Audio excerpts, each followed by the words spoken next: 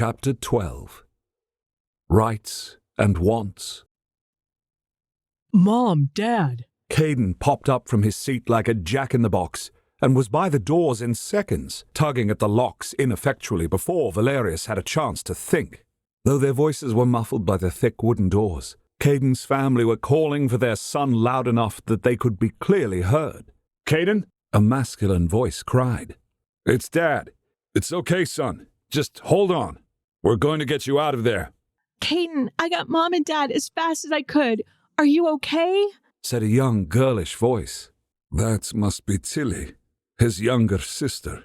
Kaden, are you all right? An older female asked with a quaver in her voice. I'm fine. I'm totally fine. Kaden called to them as he continued to tug vainly at the doors. "What does your family think I'm doing to you in here?" Valerius asked, annoyed in spite of himself. Though really, hadn't he tried to kill Kaden earlier?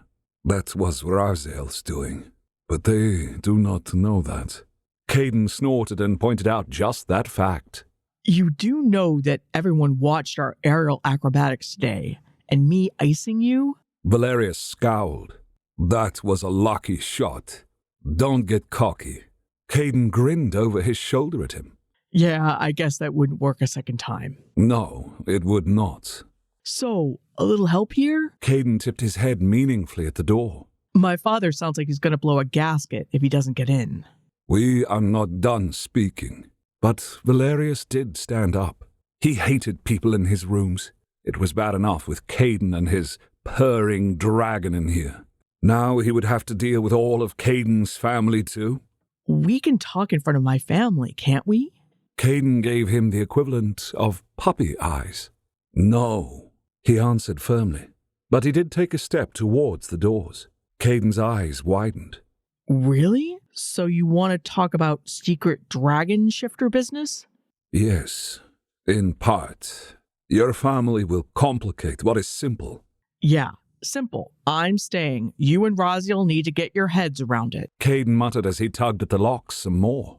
Raziel let out black smoke from its nostrils, but continued to remain hidden in a dark cave, leaving Valerius to deal with all of this himself. He should prefer it, considering his spirit's lack of control in this matter. Valerius narrowed his eyes. The boy was impish. "What did you say?" What? Nothing. Just trying to get this open. Come on, lend a hand, please? More puppy eyes. "Get away from there. You do not know who is outside." We're two dragon shifters. Aren't we invincible or something? But Kaden moved back as he requested. "I, maybe. You are another matter." Valerius, though, was surprised at how he did not feel at ease until Kaden had moved behind him. He reached for the tablet that showed the camera outside his rooms. There were more than just Shioni and Kaden's family there. Simi and Ngoy were present, as well as two strangers in suits. He could smell their feathers. "Raven shifters. Does your father work for a law firm?" he asked. Yeah, he's a lawyer. Why? Kaden got up onto his tippy-toes behind him and looked over his shoulder. Valerius felt his warmth like a blanket against his back. Oh, I don't know who those guys are, but they do look like lawyers. "They are raven shifters," he said. Then they're likely partners in Dad's firm. Kaden's forehead furrowed. But what are they doing here? "They are here because they are your father's employers," Valerius guessed. Kaden frowned. Dad's always complaining that the partners never pay attention to him. He's been a senior associate forever. "Is he not competent?" What? Yes, of course he's competent. My dad's brilliant. But he says... Kaden bit his lip and stopped the flow of words that wanted to rush out. Valerius guessed that it was pretty anti-shifter, whatever Kaden's father had said, and Kaden wasn't sure that would be wise to say to the leader of all the shifters. "What? What does he say? I will not let them in until you tell me," Valerius threatened. Kaden let out a sigh. He says that they only let him in the firm to begin with because he's human. You know, to make them look like everything's equal when it's not. They don't give him big cases unless he brings something in himself, and even then, a shifter partner will take it from him. He was top in his law school class, but it doesn't matter. And because they already have one human partner, he says they don't see a need for another. Valerius studied the unhappy expression on Kaden's face. This young man had no idea of any of the power he wielded. His father could be head of that firm with a simple request from his son. The Raven Shifters were only here because they thought they could get something out of it, at best, or were trying to protect their firm's name, at worst. Yet Kaden seemed to have no idea that he had any power at all. He really doesn't understand what has happened to him. It is true innocence, and not him playing coy. Amazing that he should have been chosen. We shall see, Valerius said quietly. Kaden's head lifted in confusion. I don't understand. You will. Kaden frowned again. Where are Landry and Wally? I am certain they are fine, he said. He hoped that was true. No, he knew it was true. Simi was not anti-human, despite how he was treated as a snake shifter, and he would always do as Valerius asked. They were likely just being held somewhere secure in the castle. I just want to make sure that the claw didn't lock my friends up. Kaden pointed out. I am sure they did not, but he would have to ask. Valerius then undid what was a very complicated lock. There was a clunk, thunk, and then a grinding of gears as the locking mechanism disengaged. The doors then began to open on their own. Valerius shooed Kaden further back again, which got him a genuine smile. As soon as the doors were fully open, the family tried to surge inside but stopped short when they saw him. But Kaden popped around his side and said, Don't be afraid, you guys. It's just Valerius. Just Valerius? The Black Dragon King turned to give the young man a look of incredulity, but Kaden was already brushing past him to greet his family. Shioni's muffled laughter had him simply shaking his head and retreating towards the fireplace. If the young man wished to put himself in danger, then he would let him. But Simi and Ngoy were there if something should occur. And really, Kaden's family wouldn't hurt him, and all the Raven Shifters could do at the best of times was caw and peck at him. Then legal him out of existence, but he is in no present danger of that. Both claw captains crossed their arms over their chests and bowed before closing the doors to his chambers and taking positions on either side of them like bookends. Valerius stood with the fire at his back and his arms crossed over his chest as Kaden was engulfed in the arms of his family. Well, some of them anyways. A tall blonde man in a tailored suit that screamed lawyer, and Tilly hugged him tightly. The mother, he assumed the older woman was Kaden's mother, stood back and looked at her son with a mixture of love, concern, and something else. It seemed to Valerius as if she was acting like a clear wall of bulletproof glass had appeared between herself and her son. She only moved around the group and drifted to his side. Her eyes were always on Kaden and his family. The mother is one of the faith. I think she is having a little trouble with Kaden being the 9th dragon shifter, she murmured, seeing where he was looking. He frowned. If she is of the faith, then why is she acting like there's a barrier between herself and her son? Or perhaps she is not that affectionate of a woman. She only let out a soft breath. She seemed in shock and denial to me on the way here. She kept repeating that it was impossible for Kaden to be the 9th dragon shifter. We actually picked her up at a faith meeting that was praying for the white dragon. Praying for? He let out a sigh and rubbed the top of his nose as if he felt a headache coming on. So her faith is faltering then? On the contrary, I think she believes even more, which means she's lost her son in a very profound way. She only murmured. It is not the rejection that we see in some families, but I do worry about this reaction just the same. Watching the almost dazed yet sad look on the woman's handsome face had Valerius frowning. Did Kaden notice her distance yet? He, surprisingly, hoped not. It will distress Kaden, which will just make him more difficult to deal with. Or that, at least, was what Valerius told himself was his reasoning. You recognize Kaden's sister, Tilly, of course, and his father, Grant Bryce, is the one hugging him. She only filled him in. The other two are Thomas Storn and Leonard Geisler of Brady, Geisler, and Moore, attorneys at law. They are the head partners in Mr. Bryce's firm, Raven Shifters, of course. The two Raven Shifters were both lean men in black suits. Mr. Storn had sandy blonde hair, a blue tie, and rather exuberant eyebrows. Mr. Moore's hair was black, though thinning with a pronounced widow's peak. He had a narrow nose that allowed a pair of wire-rimmed glasses to just perch on the very top of it. Both men had the Raven Shifter gaze. It was unblinking and intensely alert. They were watching Kaden like birds of prey. "What about Wally and Landry?" Valerius asked. I did not think it would be wise to have them underfoot. They're down with some of the kitchen staff having something to eat, she said simply. I made sure to take their phones away so they cannot inform anyone of what they know. "You think of everything, Shioni," he said with appreciation. She smiled and actually pinked a little with the praise. I do try. "And why are they here?" he finally asked about the two Raven Shifters. He knew he sounded peevish, but he really did not like all of these people in his rooms. "They are not family, and I did not invite them." I believe Shioni said out the corner of her mouth. that they are here to protect Caden's rights. "What rights?" he snapped as he turned to her. The conversation that had been taking place amongst the Bryce family died at his tone, and everyone turned towards him. Shouldn't we be bowing to King Valerius? Mrs. Bryce asked, as she was lowering herself to bow and encouraging her daughter and husband to do so as well. But Mr. Bryce, eyes bright with anger, grasped her shoulders and hauled her upright.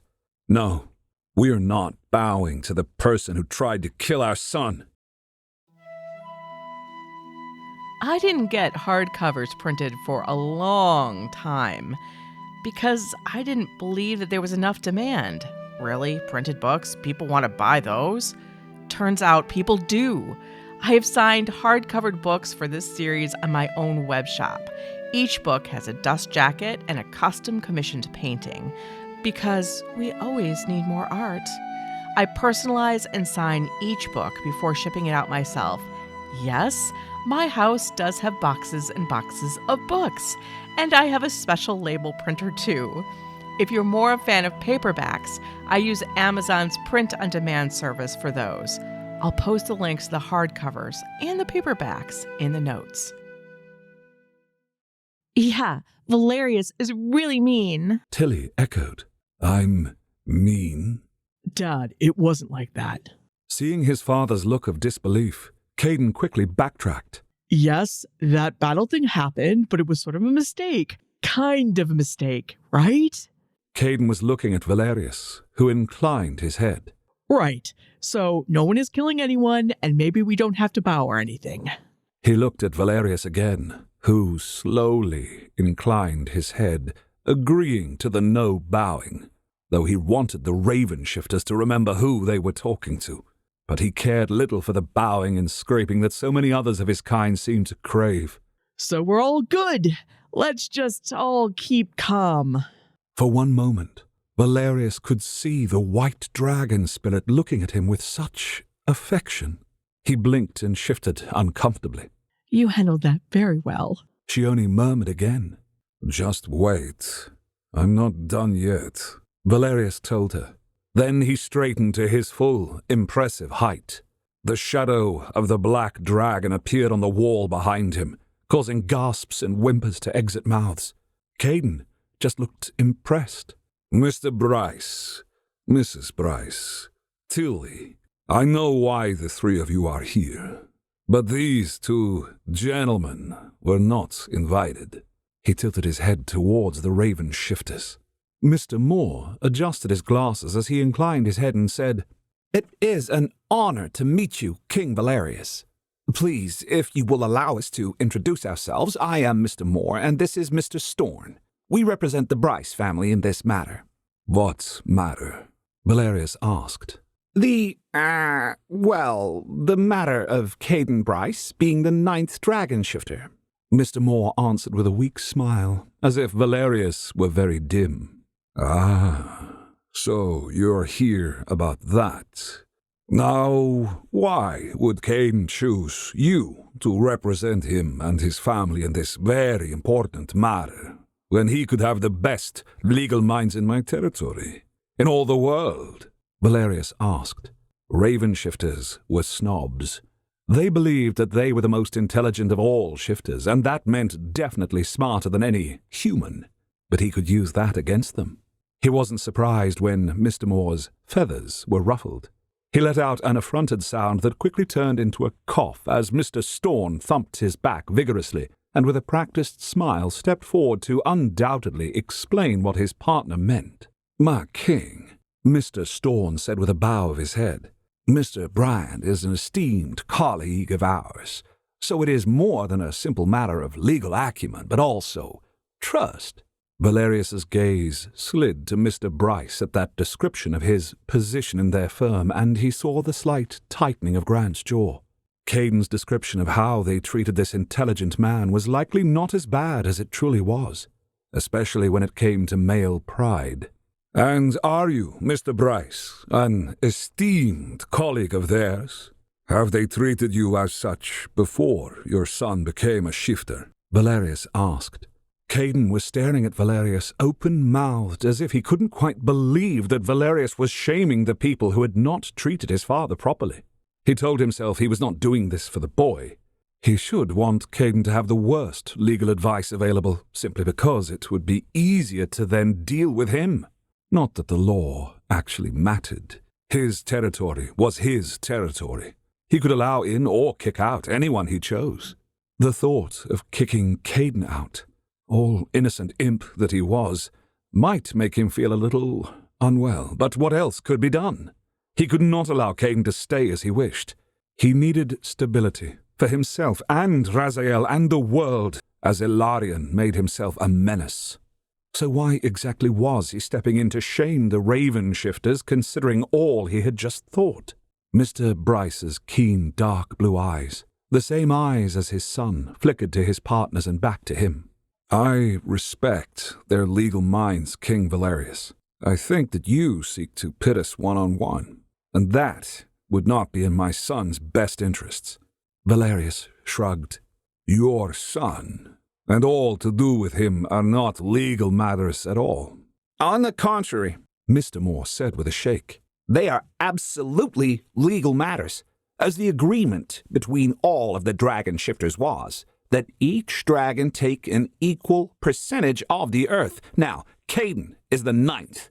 The agreement is clear that "It was never contemplated that another dragon would appear," Valerius growled. "But one has, and so he must be provided for. An equal share of the earth should be his." Mr. Moore threw back. Wait! Kaden threw up his hands as if to physically stop Mr. Moore's words from reaching Valerius's ears. He had seen Valerius drawing up to his full height, and he saw the shadow of the black dragon on the walls of the tower and clearly knew that Valerius's temper was up. I'm not interested in ruling. I just want... "Kaden," his father said as he reached over and put a firm hand on his son's shoulders, "don't say anything. We need to confer. And then your legal representatives can speak for you to this person. First, I am mean. Now I am this person." Dad, this is between Valerius and me. Kaden cried. "Now, young man," Mr. Storn said avuncularly, as if he was some old uncle that Kaden had known since he was a boy. "From what we've seen, things perhaps are not as they should be between you and King Valerius. Your rights are very important. Your rights get you what you want." "You speak of the law as if it is this thing beyond all of us." Valerius's eyes narrowed. He knew they were like glowing embers. She only touched his back gently, but he let those embers burn bright. "But I am the maker of the law. I am the law." "Will the other dragon shifters agree with that description?" Mr. Moore asked. "Agree?" Valerius roared, his temper's last rotten chord snapping with a terrible suddenness. Raziel came thundering out of the cave and wanted to shred these raven shifters into feathery pieces. They don't get to agree or disagree. I am king. King Valerius, Shione shouted. please forgive them. But her words meant nothing. Valerius's lips skinned back from his teeth. He felt his body turning molten as it prepared to shift. He knew he shouldn't. He knew he had to draw this anger back in, but it was too much, much too much. His skin rippled as dragon bone wanted to burst forth from within him. Wings wanted to burst forth from his back. His neck wanted to elongate and grow. His body should fill this room. No, don't. Not here. We'll kill them too. Valerius begged Raziel. But the black dragon was in a full fury as it spat gouts of fire with the words, They think we care for the other dragons. We shall kill them. We shall kill everyone. We shall make them all ash, and then we will soar in skies free of others. No, that's not what I want, Valerius cried. He felt Shione trying to reach him again. Both Simi and Ngoy were surging forward from their places by the doors. Their eyes were huge. They knew he was going to shift. They knew it was going to be bad. The raven shifters were fluttering together, eyeing the door. Tilly was grasping her brother's legs so hard that her knuckles were blanched.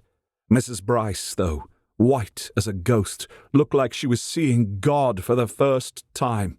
Mr. Bryce was tugging at his son, daughter, and wife to try and move his entire family out of harm's way. But suddenly Kaden shrugged his family off as if their hold on him was nothing, and he was between Valerius and everyone else, front and center, right there. All Valerius could see, smell, touch, and taste. Kaden. Kaden had a hold of Valerius's shoulders. He was making soothing sounds. The white dragon spirit was murmuring gently at him as well, stretching its long neck forward, as if reaching towards Raziel, who was snorting fire. Neither Kaden nor the white dragon spirit seemed afraid of him or Raziel at all. They were like cool islands in a sea of fire. Kaden, get away! You need to get away! Get your family away! Valerius shouted at him mentally, hoping that Kaden would hear these unspoken words. You were right, Valerius. We should just be talking. You and me. It's better if we talk without anybody else. Kaden was saying. Don't listen to them. You are king. You are my king. I don't care what anyone else says but you. Kaden, get away from him. He's going to shift, Mr. Bryce cried, his fingers clawing at his son's body, trying to drag him away. And that caused yet another bout of rage to overwhelm Valerius. They were trying to take Kaden from him. It was one thing for him to send the young man away, but no one was taking him. Kaden acknowledged him as king. Kaden was his. Dad. Kaden's voice was surprisingly calm. He addressed his father, but did not turn his gaze from Valerius. Everything is going to be fine. Shione? Yes, Kaden. She asked, immediately stepping towards him. Please escort everyone from the room. I'm sure my family's hungry. He said simply. I'll join them later. Shione did not argue. Instead, she inclined her head as she did for Valerius when he gave her an order. She extended her arms to both sides and started to herd everyone towards the door. I'm not leaving my son, Mr. Bryce shouted. Kaden, we're not leaving you. Tilly sobbed, her face streaked with tears. Dad? Till? Again, Kaden was so calm. I'm a dragon shifter. Tilly made a gulping sob. His father's mouth opened and shut. That doesn't... It matters. It's all that matters. Kaden whispered, as if the words were coming from deep inside of him, from a place of truth. Mr. Storn, Mr. Moore, if you really want to do a solid by my family, help Shione get them out of this room. The two raven shifters gave jerky, bird-like nods, but finally they were able to hustle everyone out, with Shione and the Claw's considerable help. The last face he saw was Grant Bryce's, looking agonized. As soon as the doors shut once more, Kaden let out a breath. Well, I can definitely tell that dead lawyer jokes are your thing. My dad has dozens of them. When you're both in a better mood, he can tell them to you for hours. Like, what's the same between the dinosaurs and ethical lawyers? They're both extinct. No time for jokes, especially bad jokes, Valerius gritted out, proud and surprised he could still speak. Now is the best time for bad jokes. Kaden smiled at him gently and stroked his shoulders. You're way too serious all the time. And just like that, his anger vanished as fast as it had come. The tension bled from Valerius' shoulders. The embers in his eyes banked. While he stared just at Kaden's beautiful face, Raziel stared at the white dragon spirit. Raziel shifted from foot to foot, uncertain, but not filled with the rage or fear like before. Kaden's dark blue eyes were like deep pools that quenched the fire within him. The anger, the stress, the uncertainty fell away as he looked at Kaden, his hands unfisted at his sides. Blood trickled down his fingers from where he had cut his palms with his clawed armor. Are you all right? Kaden asked, studying his face. I am, he answered tersely, but he did not move away from Kaden. The young man exuded this coolness, just like ice. I do not know what is wrong with me since you came. I'm sorry. I don't want to cause you pain. Kaden assured him.